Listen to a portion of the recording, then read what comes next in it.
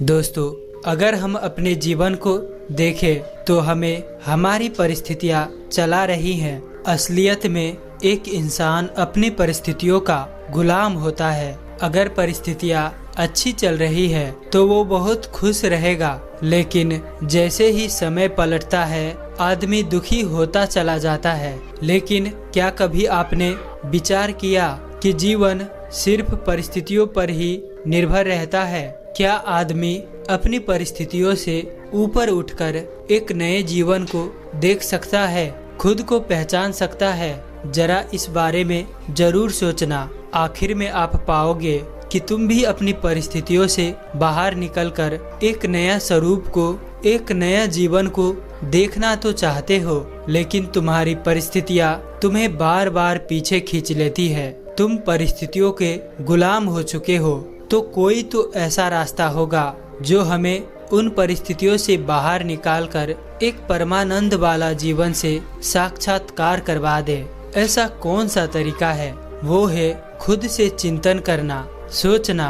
चिंतन करने से ही आपको रास्ता मिलता है। आपको कोई भी व्यक्ति सब कुछ नहीं बता सकता, वो आपको सिर्फ राह दिखा सकता है, लेकिन उस पर चिंतन तो आपको ही करना पड़ेगा। दोस्तों, इसी पर आधारित एक छोटी सी कहानी है, जिसको आप अगर समझ लेते हैं तो आप परमानंद की प्राप्ति कर लेते हैं। आपके जीवन खुशियों से भर जाता है और जीवन में आपके कोई भी किसी भी प्रकार का डर नहीं रह जाता है। तो इसीलिए इस कहानी में अंत तक जरूर बने रहें।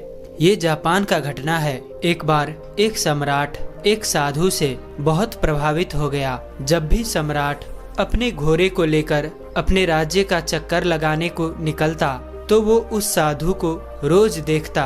वो साधु एक वृक्ष के नीचे बैठा रहता, अपनी मस्ती में मस्त, कभी बांसुरी बजाता, कभी नाचता और कभी अपने गीत में गुनगुनाता रहता, और कभी काल वो चुपचाप बैठा रहता और आकाश के तारों को देखता रहता। सम्राट जब भी उसके पास से अपने घोड़े पर सवार होकर निकलता तो वहाँ पर वो एक बार रुकता जरूर। उसे उस साधु को देखे बिना उससे रहा नहीं जाता था। वो सम्राट छुपकर उस साधु की मस्ती को देखता और फिर वो देखकर वहाँ से चला जाता। धीरे धीरे इतना रस आने लगा उस साधु में कि उसका समय कब बीत जाता उसे पता ही नहीं चलता। वो सम्राट चुपचाप उस झाड़ी के पीछे छिपकर उसके मस्ती देखा करता था। उस साधु की मस्ती ऐसी थी कि सम्राट जब उसे देखता तो वो भी मस्त होकर अपने घर लौटता। ये रोज का काम हो गया था। एक दिन वो सम्राट इतना भाव विभोर हो गया कि वो उन साधु के चरणों में गिर गया और कहा कि महाराज, यहाँ अब और मैं आपको रहने नहीं दूंगा। वर्षा करीब आ रही है। इस वृक्ष के नीचे आप बारिश में कैसे रहोगे? मेरे महल में चलो, मुझ पर कृपा करो, मुझे सेवा का अवसर दो। ये सुनते ही वो साधु उठकर खड़ा हो गया, अपनी झोली उठा ली और कहा कि चलो। ये देखकर सम्राट को बड़ा सदमा लगा।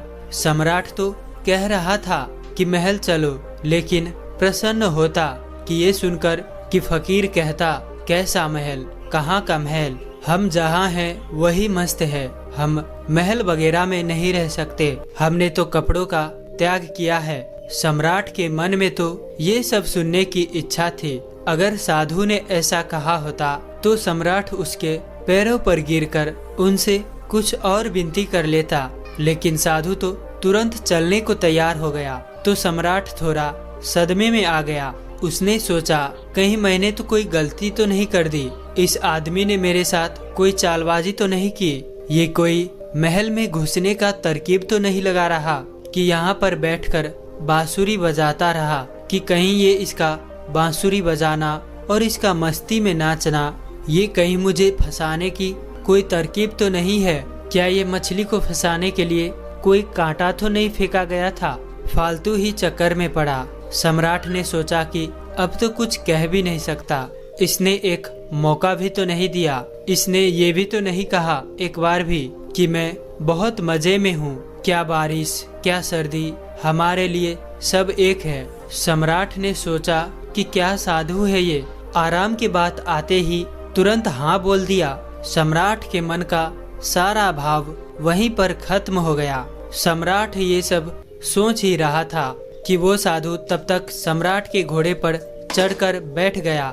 सम्राट को जिंदगी में पहली बार पैदल चलना पड़ा, जबकि वो साधु बड़े मजे से घोड़े पर बैठकर जा रहा था। सम्राट के दिल को बड़ी गहरी चोट लगी कि ये तो मैंने बड़ी जल्दी कर दी, बहुत बड़ी गलती हो गई। लेकिन सम्राट अब अपनी बात से पलट भी नहीं सकता था, क्योंकि वो अपने वचन का पक्का था। सम्राट ने सोचा कि ये भी महल में पड़ा रहेगा, इतने लोग तो पड़े हैं, ये भी पड़ा रहेगा तो क्या फर्क पड़ेगा। लेकिन सम्राट के मन में उस साधु के लिए सम्मान खत्म हो चुका था। साधु तो महल में जाकर रहने लगा, पर सम्राट को दिन प्रतिदिन कष्ट बढ़ने लगा कि साधु ऐसी मस्ती में रहता था। जब यही साधु उस वृक्ष के नीचे मस्त रहता था तो सम्राट के मन में उसके लिए आदर पैदा हो गया था कि ये कैसा गजब का त्यागी है। साधु तो वृक्ष के नीचे भी बांसुरी बजाता था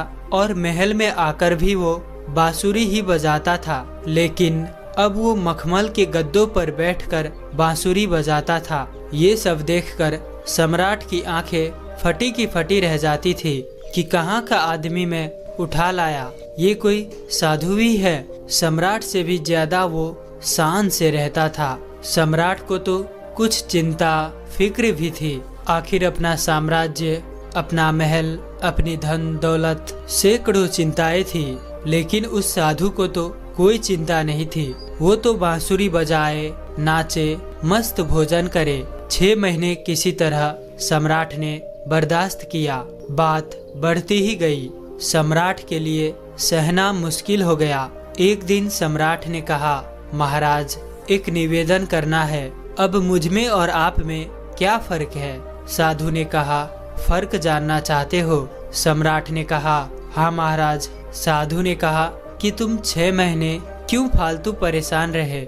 ये बात तुम्हें उसी वक्त पूछ लेनी चाहिए जब मैं घोड़े पर बैठा था, क्योंकि मैंने तो देख ही लिया था कि ये बात तुम्हारे मन में उसी वक्त उठ गई थी। जब मैं झोला उठाकर राजी हुआ चलने को, उसी वक्त तुम्हारा चेहरा मैंने पढ़ लिया था। ये प्रश्न तो उसी समय तुम्हारे भीतर था। अरे बुद्धू, तुमने 6 महीने तक अपना छाती क्यों जलाई? वहीं पूछ लिया होता। मैं झोला डालकर फिर वहीं बैठ जाता। किस बात का संकोच कर रहे थे तुम? लेकिन मैं प्रतीक्षा कर रहा था कि देखूं कब तक तुम पूछते हो, तो कल सुबह फर्क बता ही देता हूँ तुम्हें। लेकिन हाँ, गांव के बाहर बताऊंगा। सुबह सम्राट जल्दी उठा, उत्सुक था जानने को कि क्या फर्क है। सम्राट ने सोचा कि क्या फर्क हो सकता है, मुझे तो कुछ भी फर्क नहीं लगता। खाना जो मैं खाता हूँ वो वही खाता है और मुझसे भी ज्यादा मांगे करता है। ये लाओ वो लाओ। मैं जिस कमरे में रहता हूँ उससे भी ज्यादा सुंदर कमरे में वो रहता है। मेरा 2-3 नौकरों से काम चल जाता है और ये पूरे दिन 15-20 नौकर साथ रखता है। इसके जरूरतों का तो कोई अंत नहीं, मांगे ही चला जाता है। कपड़े इतने शानदार पहनता है कि मुझे कोई देखे तो समझे कि मैं इसका मंत्री हूँ। ये खुद ही इस महल का सम्राट मालूम पड़ता है। कम से कम बाकी लोग मुझसे डरते तो है, इसके आंखों में तो डर नाम की कोई चीज भी नहीं है। बस पूरे दिन बिना किसी चिंता के मस्त बांसुरी बजाते रहता है। आज मैं भी देखूं कि क्या फर्क बतलाता है। सम्राट सुबह सुबह साधु के कमरे में पहुंच गया। कमरे में जाकर देखा तो साधु ने वही पुराने कपड़े पहने थे जो वो उस वृक्ष के नीचे बैठकर पहनता था। उसी झोले को अपने एक हाथ में उठा रखा था और दूसरे हाथ में बांसुरी लिए तैयार खड़ा हुआ था। सम्राट ने कहा, चलिए महाराज। दोनों महल के बाहर निकल आए। चलते चलते एक गांव की नदी पार हो गई। कुछ देर के बाद वे गांव के बाहर आ गए।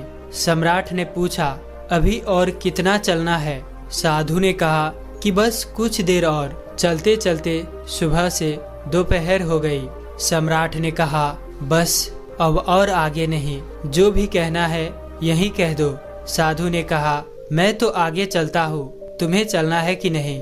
सम्राट ने कहा कि मैं कैसे चल सकता हूँ? मेरा महल, मेरी बीवी, मेरे बच्चे, मेरी धन दौलत सब कुछ मुझसे जुड़े हुए हैं। मैं तुम्हारी तरह फकीर थोड़ी न हूँ जिसे किसी बात की कोई चिंता ही नहीं है। साधु ने कहा, बस यही फर्क है तुम में और मुझ में। मैं कहीं भी जा सकता हूँ, तुम नहीं जा सकते। मैं हर परिस्थिति में खुश रह सकता हूँ, लेकिन तुम नहीं। जब मैं उस वृक्ष के नीचे रहता था तब भी मैं मस्ती से रहता था और अपने जिंदगी के एक एक पल को जीता था। जब मैं तुम्हारे महल में चला गया वहाँ भी मैंने अपने अनमोल जीवन की एक एक क्षण को पूरी मस्ती और खुशी के साथ जिया। अब जब मैं कहीं और चला जाऊंगा तब भी मैं ऐसे ही जीऊंगा। हम जहाँ जिस वक्त रहते हैं पूरे तरीके से वहीं रहते हैं। हम ना तो अपने बीते हुए कल के बारे में सोचकर पश्चाताप करते हैं और ना ही अपने भविष्य की चिंता कर कर अपने वर्तमान को खराब करते हैं। हम तो बस आज में जीते हैं, क्योंकि हम समझ चुके हैं कि जीवन तो केवल आज में है, अभी इसी पल को जीने में है।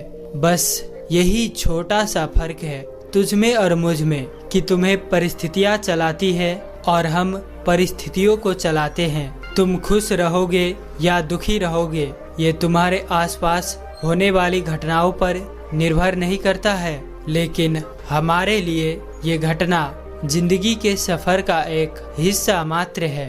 अचानक सम्राट को महसूस हुआ कि अरे ये मैंने क्या कर दिया, इतने अद्भुत आदमी को गवा दिया। 6 महीने इसके साथ सत्संग भी ना कर पाया। सत्संग भी करता भी क्या खाक। मेरे मन में तो यही चल रहा था कि ये तो एकदम साधारण आदमी निकला, खोटा सिक्का निकला जिसके ऊपर सोने की पालिश खुदी हुई थी, लेकिन अंदर से मिट्टी निकला। तुरंत सम्राट साधु की पैरों पर गिर पड़ा, बोला कि नहीं महाराज, आगे नहीं जाने दूंगा। साधु ने कहा, देख मुझे कोई परेशानी नहीं है, ये रहा तेरा घोड़ा, मैं फिर इसी पर तेरा महल चला जाऊंगा, मगर लेकिन फिर तुम्हें परेशानी होगी। ये सुनते ही सम्राट के मन में फिर से वही विचार आया कि अरे ये साधु तो फिर से आसानी से मान गया। साधु ने सम्राट के चेहरे के तरफ बड़े ध्यान से देखा और फिर बोला, लेकिन नहीं, मैं नहीं आऊंगा, तू फिर नहीं सुधरेगा, फिर तुझे परेशानी होगी और तू फिर से चिंता में पड़ जाएगा। हमारा क्या, हम तो सन्यासी हैं, हमारे लिए तो महल और जंगल सब एक बराबर है, हमें कोई समस्या नहीं, क्योंकि जिसे समस्या है वो सन्यासी नहीं है। मेरी बांसुरी जैसे महल में बजती थी वैसे ही जंगल में भी बजेगी और बजते ही रहेंगी। ये कहकर वो साधु वहाँ से चल देता है और सम्राट वहीं खड़ा खड़ा उस साधु को जाता हुआ देखता रहता है। तो दोस्तों, उम्मीद है कि आपको इस कहानी से ज़रूर कुछ न कुछ सीखने को मिला होगा। तो इसीलिए इस वीडियो को लाइक और अपने दोस्तों के साथ शेयर करना बिल्कुल मत भूलिएगा और साथ ही हमें सपोर्ट करने के लिए इस चैनल को सब्सक्राइब जरूर